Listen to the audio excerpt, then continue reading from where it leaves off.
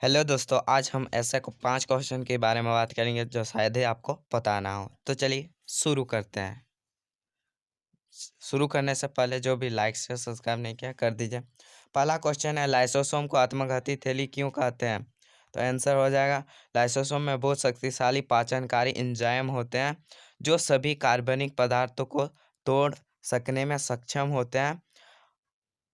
कोशिका चयापचय व्यवधान के कारण जब कोशिका क्षतिग्रस्त या मृत हो जाती है तो लाइसोसोम फट जाता है और एंजाइम अपनी ही कोशिकाओं को पाचित कर देते हैं, इसलिए लाइसोसोम को कोशिका की आत्मघाती थैली कहते हैं। तो राइट आंसर हो जाएगा, लिखना लिख के रखना गैस और याद करना।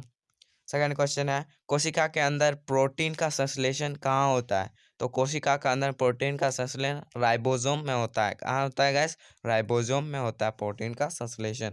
अगला, पादप कोशिकाओं तथा जंतु कोशिका में तुलना या अंतर।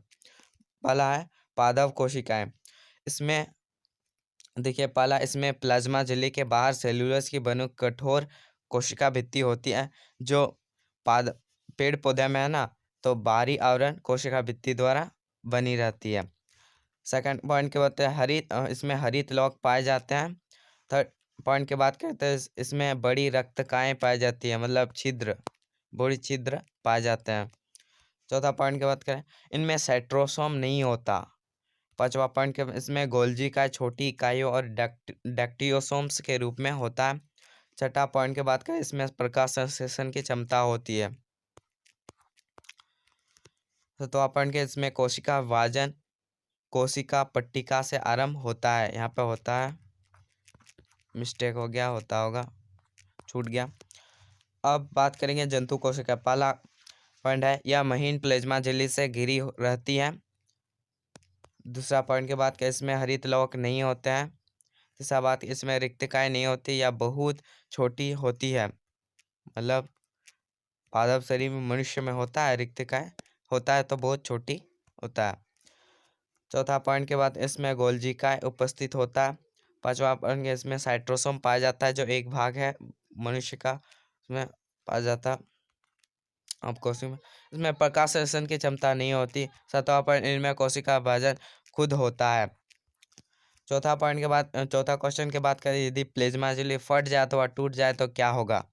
तो देखिए, यदि प्लाज्मा झिल्ली कोशिका की सबसे बाहरी परत है जो कोशिका के घटकों को बाह्य पर्यावरण से अलग करती है, मतलब प्लाज्मा झिल्ली कोशिका के बाहरी परत को अलग करती है।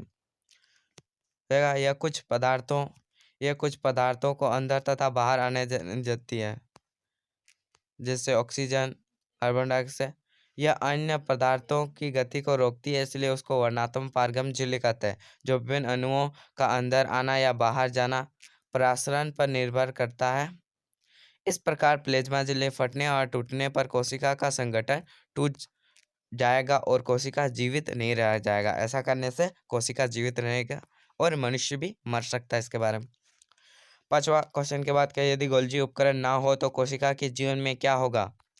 तो देखिए, अंतर्द्रव्य जालिका में संश्लेषित पदार्थ गोल्जी उपकरण में पैक किए जाते हैं और उन्हें कोशिका के अंदर तथा बाहर विभिन्न भागों में भेज दिया जाता है। इस कार्य में शामिल पुटिका में पदार्थों का संचय, रूपांतर तथा बंद करना। कुछ परिस्थितियों में गोल्जी उपकरण में सामान्य शक्कर में जटिल शक्कर बनती है, इसके द्वारा लाइसोसोम को भी बनाया जाता है।